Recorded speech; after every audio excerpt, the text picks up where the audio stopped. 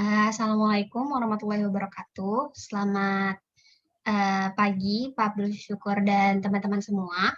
Kami dari kelompok 4 izin mempresentasikan hasil diskusi kami mengenai pertempuran Padang dan sekitarnya pada tahun 1945 hingga 1947 untuk mata kuliah Indonesia pada awal kemerdekaan sampai demokrasi terpimpin yang diajar oleh Dr. Abdul Syukur MH. Di kelompok kami terdiri dari 3 orang, yaitu ada Aidah Mutias Kalsum, ada Arinisha Kalisa, dan ada Khairunisa Nur Hidayah. Pada kesempatan ini, kami akan menjelaskan 3 konten, yaitu mulai dari penyebab, jadi mengapa sih pertempuran Padang dan sekitarnya dapat terjadi, lalu bagaimana kronologi pertempuran Padang dan sekitarnya pada tahun 1945 hingga akhir dari jadi bagaimana akhir dari pertempuran Padang dan sekitarnya hingga tahun 1947. Nah, kita mulai dari yang pertama, yaitu penyebab terjadinya pertempuran Padang dan sekitarnya. Jadi sebelum kita tahu penyebabnya, kita seperti kita ketahui semenjak Jepang gitu ya menyerah untuk wilayah Indonesia, itu dibentuk sebuah komando khusus yakni Ali Force Netherlands East Indies atau yang lebih kita kenal sebagai AFNI yang berada di bawah Komando Letnan Jenderal Sir Philips Christensen, di mana pasukan ini belum sempat melancarkan operasi militer, tetapi Jepang sudah terlebih dahulu menyerah. Jadi AFNI ini belum sempat melancarkan yang namanya operasi militer gitu ya, belum sempat berperang karena Jepang sudah menyerah dan meninggalkan Indonesia. Jadi tugasnya nanti dialihkan dari tugas militer ke tugas administratif. Nah, tugas administratifnya itu ada 5, yaitu diantaranya yang sudah pernah dijelaskan oleh Pak Abdul Syukur, itu menerima penyerahan dari tangan Jepang, membebaskan para tawanan dan interniran sekutu, melucuti dan mengumpulkan orang Jepang yang nantinya akan dipulangkan ke negaranya, lalu menegakkan dan mempertahankan keadaan damai untuk kemudian diserahkan kepada pemerintahan sipil setempat. Dan yang terakhir adalah menghimpun keterangan dari penjahat perang dan menuntut mereka di depan pengadilan sekutu. Okay, next. Nah, divisi, sebelum kita masuk ke divisinya, jadi pasukan AFNI ini ditugaskan untuk menjadi tugas administratif di Indonesia. Tapi pasukan AFNI itu tidak cukup banyak untuk memasuki seluruh Indonesia. Jadi Indonesia itu kan luas banget. Karena pasukan AFNI tidak cukup, akhirnya Indonesia di bagian timur itu diserahkan kepada pasukan tanggung jawab kepada pasukan Australia. Jadi di bagian timur ini diberikan kepada Australia. Nah, pasukan AFNI ini hanya menjalankan pasukan yang ada di Jawa dan di Sumatera. Nah, jadi awalnya Mountbatten itu memperkirakan hanya 1 divisi yang cukup untuk dikirimkan ke Jawa dan Sumatera gitu, bagiannya si AFNI ini. Nah, tapi ternyata divisinya ini tidak cukup gitu. Jadi mereka membawa 3 divisi sekaligus. Di antaranya ada divisi ke-26 yang berada di bawah pimpinan Mayor Jenderal H.M. Chambers untuk Sumatera, lalu ada divisi India ke-23 yang berada di bawah pimpinan DC Hawthorne di wilayah Jawa Barat, serta divisi India ke-5 yang berada di bawah pimpinan Mayor E.C. Mansegreg untuk wilayah bagian Indonesia Timur.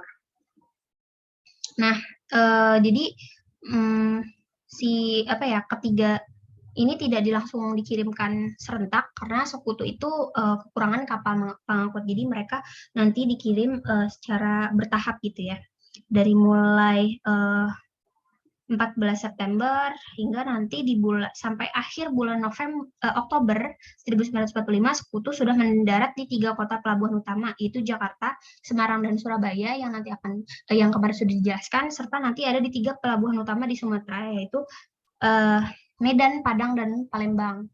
Nah, dari kota-kota ini mereka akan bergerak ke kota-kota pedalaman gitu ya, untuk membebaskan para interniran dan menerima penyerahan Jepang. Nah, jadi nanti mereka akan masuk ke beberapa pelabuhan besar di Indonesia, diantaranya adalah Padang. Nah, kenapa sih sekutu memilih Padang gitu? Jadi sebelum mendarat di Teluk Banyur gitu ya, pihak Inggris ini telah mendapatkan informasi yang cukup membesarkan hati mereka gitu. Jadi daerah yang akan mereka tempati.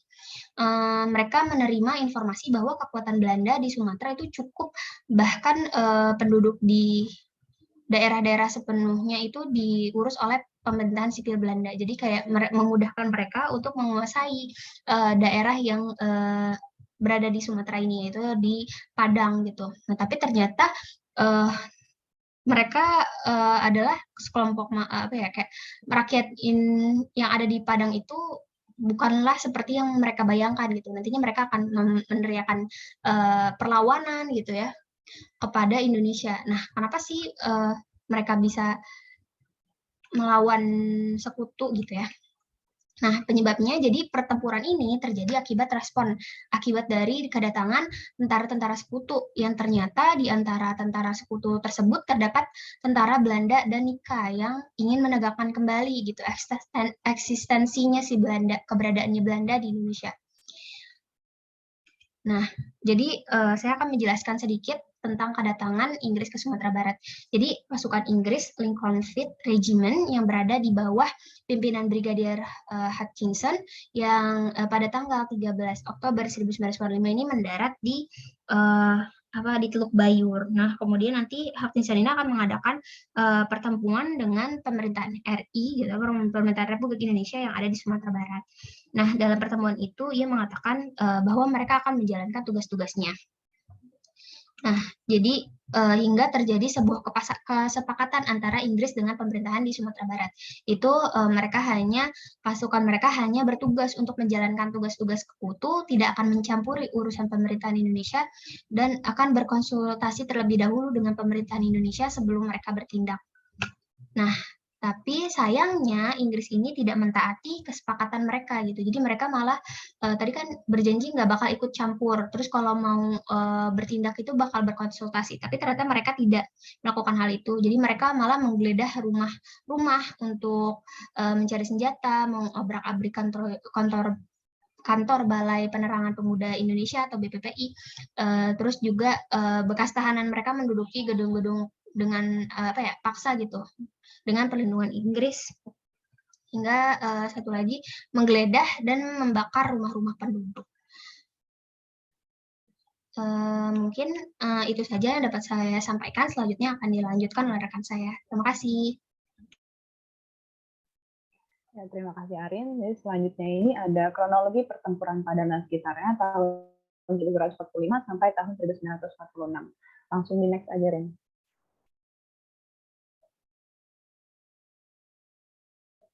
Ya, pada tanggal 13 Oktober tahun 1945, pasukan Inggris Lincoln Fleet Regiment di bawah pimpinan Brigadir Jenderal Hutchinson ini mendarat di Pelabuhan Teluk Bayur.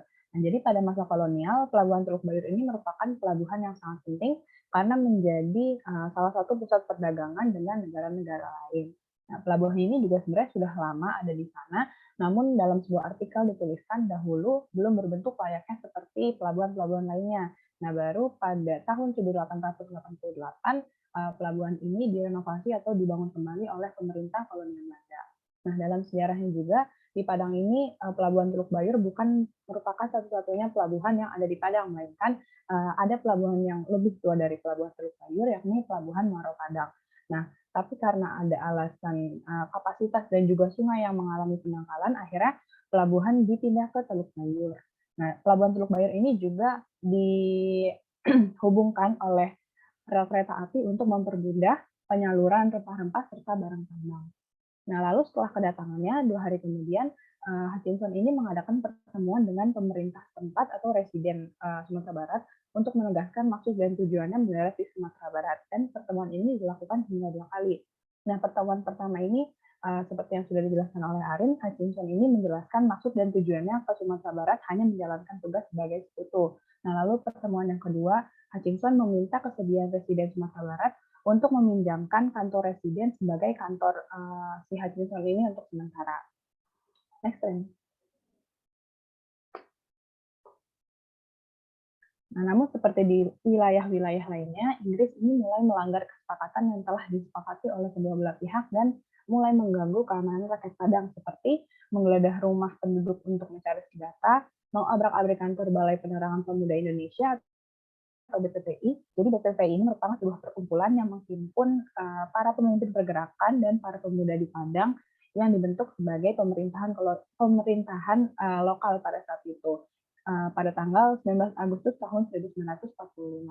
Lalu ada menurunkan bendera merah putih di berbagai tempat, serta membebaskan tentara Belanda yang sebelumnya menjadi tahanan.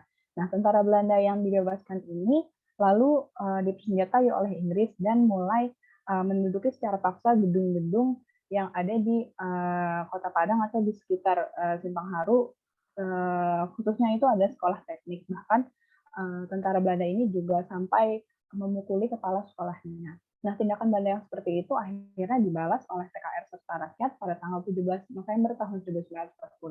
TKR ini mulai membalas Inggris dengan penyerangan. Nah, mulai dari sini antara rakyat Padang dengan Inggris itu lalu ada serangan balas-balasan yang tidak dapat dihindari. Inggris juga akhirnya membalas dengan cara membakar serta menggeledah beberapa rumah yang ada di Simpang Haru, lalu beberapa pemuda itu ditangkap dan dimasukkan ke dalam penjara. Next, Rin. Nah, pada tanggal 5 Desember tahun 1945 ini menjadi puncak ketegangan antara Inggris dengan rakyat Padang ketika ditemukannya mayat perwira Inggris yakni Mayor Anderson dan perawat sekutu Miss Alihan yang terbunuh di dekat pemandian Sungai Barame.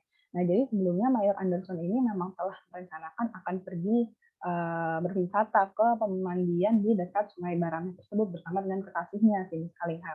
Nah, namun sesuai prosedur, Mayor Anderson ini harus melaporkan segala perjalanannya kepada pihak Republik Indonesia yang berwenang. Nah, pada saat itu dia memang sudah mengenal seorang polisi Padang yang bernama Joni Anwar.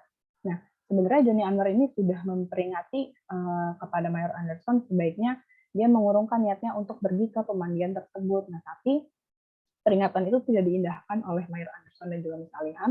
Mereka tetap nekat untuk pergi ke pemandian tersebut dan benar saja waktu pas sampai di sana mereka itu tewas terbunuh oleh 4 orang pemuda. Nah, mengetahui hal tersebut, akhirnya Inggris membalas dengan membakar 3 kampung yang di Kampung Gaung, Bukit Putus, dan Bungus yang dekat dengan lokasi kejadian di mana mayat Mayor Anderson dan juga Miss Alihan ini ditemukan. Nah, pembakaran itu menyebabkan kurang lebih 12 penduduk dan beberapa TKR itu tewas. Nah, di bawah ini adalah merupakan gambar sebuah monumen yang dibangun untuk memperingati peristiwa pemandian di Sungai Barame tersebut. Di atas monumen ini itu salah satunya tertulis nama-nama 12 penduduk yang tewas terbunuh. Next, Rin.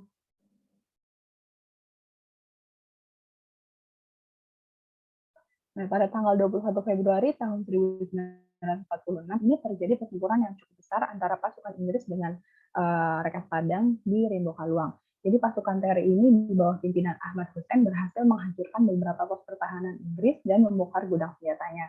Nah, malam harinya terjadi lagi serangan yang mengakibatkan Inggris terpaksa menarik pasukannya dari Rimbo Kaluang. Nah, serangan malam ini dilancarkan oleh pasukan Kuranji atau Inggris menyebutnya juga sebagai The Tiger of Kuranji. Nah, pasukan Kuranji ini dikenal juga sebagai Harimau Kuranji atau juga dikenal sebagai Hizbullah Kuranji, merupakan pasukan yang dikatakan oleh Buya Hamka sebagai pasukan cabang Muhammadiyah yang ada di Padang Panjang. Jadi Hizbullah sendiri itu berarti pasukan atau tentara Allah, sedangkan Kuranji merupakan nama sebuah kecamatan yang ada di Kota Padang. Nah, memang pada saat itu hingga saat ini juga Muhammadiyah itu cukup terkenal di Kota Padang. Next, Rin.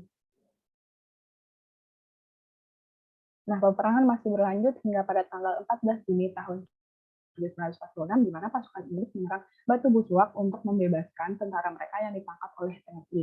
Dalam pertempuran ini, 13 anggota TNI gugur, puluhan mengalami luka-luka.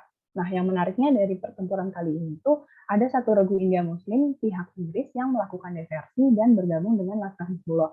Desersi ini merupakan tindakan menarik diri dari kewajiban dinas atau dalam kasus ini juga sama dengan pembelotan yang berbalik memihak kepada musuh. Nah, menurut para peneliti sejarah, mereka meyakini bahwa alasan dari adanya desersi yang dilakukan oleh tentara India ini adalah adanya faktor kesamaan agama.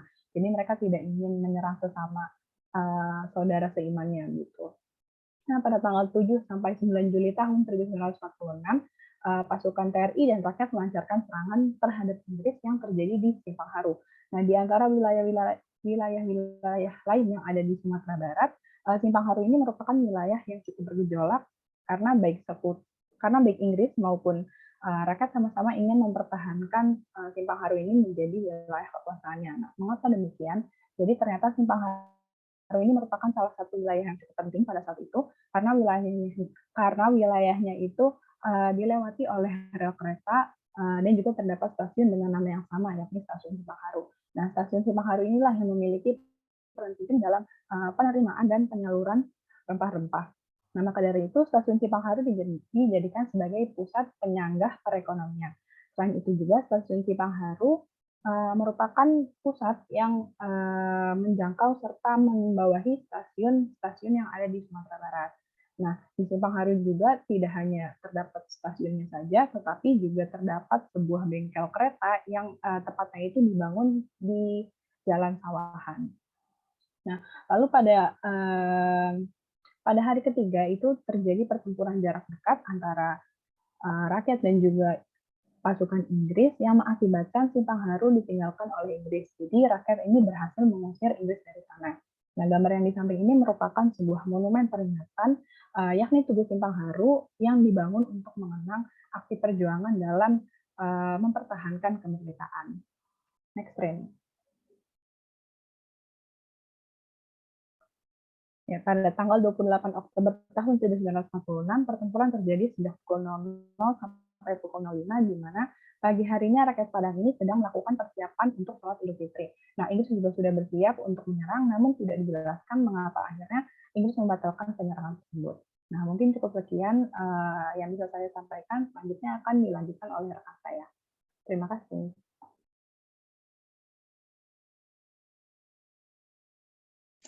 Baik, selanjutnya saya akan menjelaskan materi mengenai akhir pertempuran Padang dan sekitarnya hingga tahun 1947. Selanjutnya, Arin. Nah, jadi ketegangan pasukan Padang dengan Inggris, yaitu sekutu, mereda begitu saja karena Inggris ini angkat kaki, atau bisa dibilang meninggalkan Padang setelah Belanda mengambil alih kedudukannya pada bulan November 1946. Jadi, pertempuran antara Inggris juga pasukan RI di Padang itu otomatis berakhir ketika Inggris meninggalkan Padang begitu saja. Selanjutnya, nah, selanjutnya ada pengambil alihan pengawasan kota Padang dari Inggris. Jadi sebenarnya pasukan Belanda ini sebenarnya sudah datang ke Padang sejak bulan September 1946 guna melaksanakan pengambil alihan kekuasaan dari tangan Inggris. Nah, pengambil alihan ini dilakukan pada tanggal 28 November 1946, di mana terjadi serah terima antara pasukan Inggris juga pasukan Belanda. Nah, pasukan yang ditugaskan untuk melaksanakan pengambil alihan tersebut adalah pasukan Brigade U Belanda. Nah, sebelumnya saya jelaskan sedikit mengenai brigade. Jadi brigade ini merupakan satuan militer atau tempur di atas batalion dan di bawah divisi dengan jumlah kekuatan personelnya itu kurang lebih 3.000 hingga 5.000 personel. Nah, sebuah brigade ini terbentuk dari 2 sampai 4 batalion, di mana pasukan Brigade U Belanda ini sebelumnya bertugas di front-front Jakarta dan sekitarnya. Namun karena ditugaskan untuk mengambil alih pengawasan di Kota Padang, akhirnya mereka dipindahkan ke Padang guna menggantikan pasukan Inggris. Di sini pasukan brigade itu dipimpin oleh seorang kolonel atau brigadir jenderal. Nah, pada pasukan brigade ini, mereka ini dipimpin oleh Kolonel J.W. Slater. Selanjutnya, Arin. Nah, jadi pada awalnya Belanda, mohon maaf, jadi pada awalnya Belanda ini hanya bertindak sebagai pengganti sekutu, namun karena keinginan kuatnya itu untuk menegakkan kembali pemerintahan kolonial hingga Belanda, di Padang, pasukan Belanda ini mulai bergerak menduduki tempat-tempat strategis di pusat kota Padang dan menyerbu markas TKR. Nah, sebenarnya sebelum dilakukan penyerangan tersebut, Belanda ini sudah diperingatkan oleh Inggris bahwa daerah kontrol Belanda di Padang itu terbatas pada blok-blok Rapwi di utara dan selatan kota Padang. Nah, untuk lapangan Tabing juga pelabuhan Teluk Bayur hanya terbuka untuk konvoi. Nah, di luar blok-blok Rapwi dan kedua tempat tersebut sepenuhnya adalah daerah kontrol dari dan tanggung jawab dari Republik Indonesia. Maka Belanda ini bisa disebut sudah melanggar garis yang seharusnya sudah ditetapkan. Nah, kemudian karena Belanda bergerak menduduki tempat-tempat yang strategis dan menyerbu markas TKR, akibat dari peristiwa tersebut, pasukan RI pun membalas dengan melakukan serangan terbuka dari kota Padang.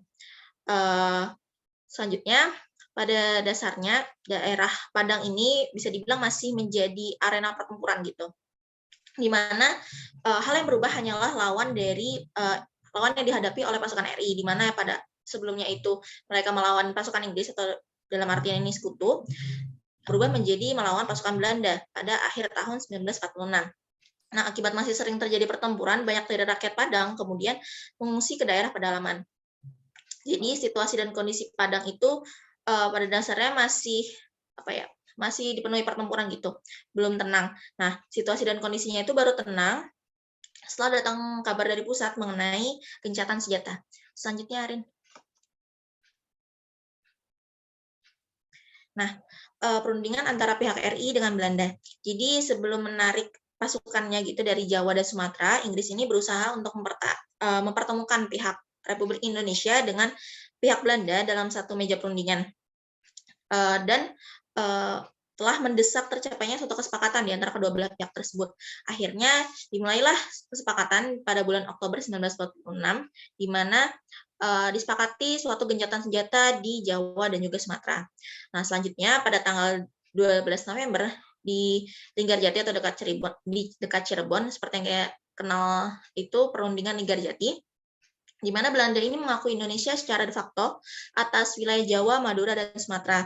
Nah, kedua pihak pun sepakat untuk bekerja sama dalam membentukkan negara Indonesia Serikat yang berbentuk federal pada tanggal 1 Januari 1949, yang di dalamnya Republik Indonesia akan menjadi salah satu di antara beberapa negara federal lainnya, dan Ratu Belanda akan menjadi pemimpin simbolis dari Uni Indonesia Belanda yang terdiri atas negara Belanda dan Indonesia Serikat. Nah, kemudian pada tanggal 11 Desember 1946, untuk menjelaskan maksud dari persetujuan Linggarjati tersebut, maka pemerintah pusat pun mengirim 3 orang ke Sumatera Barat guna mengadakan pertemuan antara kedua belah pihak, di antara pihak RI di Padang juga pihak Belanda, yang dengan intinya yaitu pengakuan secara de facto Indonesia. Selanjutnya, Arin. Nah, jadi meski telah tercapai sebuah kesepakatan gitu di antara kedua belah pihak, namun ternyata hal tersebut itu berlangsung dalam waktu singkat saja, di mana Belanda ini yang merasa kedudukannya di Padang itu kuat secara terang-terangan menerjang adanya kerjasama administrasi Belanda Indonesia di Padang. Jadi Belanda kayak tidak memedulikan gitu kerjasama yang telah dilakukan sebelumnya. Kemudian dari pihak Belanda, mereka ini menentang keberadaan polisi RI yang berperan sebagai pemelihara keamanan, dan Belanda juga bersikeras menuntut untuk dapat menguasai pos-pos polisi dan daerah demarkasi yang serta meminta agar pos-pos Indonesia ditempatkan jauh dari garis demarkasi.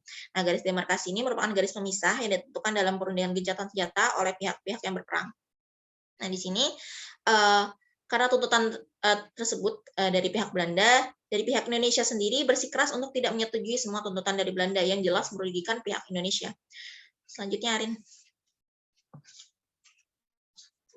Nah, kemudian ketegangan antara pihak Belanda dan Indonesia ini di Padang semakin meningkat setelah Kolonel Ismail Lengah itu mengeluarkan pengumuman pembatalan gencatan senjata pada akhir Desember 1946.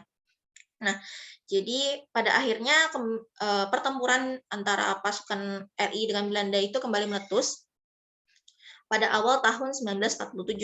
Di sini Belanda mengerahkan persenjataan modernnya untuk melenyapkan kekuatan RI di Sumatera Barat, sedangkan pasukan RI hanya dapat mengandalkan persenjataan peninggalan serta rampasan dari Jepang.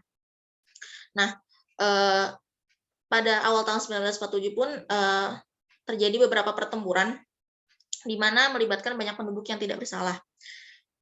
Selanjutnya, Arin. Nah, yang terakhir ada akhir pertempuran. Jadi, sementara pertempuran itu terus berlangsung pada awal tahun 1947, perundingan di tingkat pusat itu juga berjalan silih berganti. Nah, sejak dibatalkannya gencatan senjata, telah beberapa kali diadakan perundingan kembali antara pihak RI dengan Belanda di Padang. yaitu pada tanggal 3 April 1947, 8 April 1947, dan 3 Mei 1947. Nah, pada perundingan terakhir, yaitu pada perundingan 3 Mei 1947, disepakatilah mengenai garis demarkasi yang membujur dari Sungai Beramas, Tanah Sirang, dan Tabing. Nah, alhasil pertempuran antara pasukan RI di Padang dengan Belanda sejak kedatangannya pada November 1946 ini berakhir dengan Belanda ini berhasil memperluas daerah kekuasaannya di Padang. Selanjutnya, Rin. Nah, jadi ini kesimpulan dari presentasi kami, di mana dapat ditarik kesimpulan bahwa penyebab mengapa dapat terjadi pertempuran Padang dan sekitarnya adalah karena kedatangan tentara sekutu yang diantaranya terdapat tentara Belanda yang bermaksud menegakkan kembali keberadaan mereka di Indonesia, sehingga kehadiran mereka yang pada awalnya disikapi netral, kemudian ditentang oleh pihak Indonesia, dan pada akhirnya menimbulkan bentrokan bersenjata. Nah, kronologi pertempuran Padang dan sekitarnya ini berawal dari kedatangan pasukan Inggris di Teluk Bayur pada tanggal 13 Oktober, di mana Inggris ini mengingkari kesepakatannya untuk hanya menjalankan tugas sekutu dan mengganggu keamanan rakyat. Nah, sehingga dalam periode tahun 1945 hingga 1946, beberapa kali terjadi pertempuran antara pasukan RI dengan sekutu, di mana puncak ketegangannya terjadi pada tanggal 5 Desember 1945 dengan ditemukannya mayat Mayor Anderson dan Miss Allingham di pemandian dekat Sungai Barameh. Nah, jadi selama tahun 1945 hingga 1946 terjadi serangan balas-membalas antara pasukan RI dengan pasukan sekutu. Lalu akhir dari pertempuran antara pasukan RI dengan Inggris adalah ketika Inggris pergi meninggalkan Padang karena posisinya diambil alih oleh Belanda. Nah, sejak itu pertempuran itu terjadi antara pasukan RI di Padang dengan Belanda pada akhir tahun 1946 hingga awal tahun 1947, di mana pertempuran antara RI di Padang dengan Belanda diakhiri dengan perundingan yang menyepakati batas garis demarkasi. Selanjutnya. Nah, berikut referensi yang kami gunakan untuk membuat materi bahan presentasi hari ini. Selanjutnya. Nah, kurang lebih itu saja yang dapat kami sampaikan mengenai materi pertempuran Padang dan sekitarnya. Sekian dari kelompok kami, kurang lebihnya mohon maaf. Wassalamualaikum warahmatullahi wabarakatuh.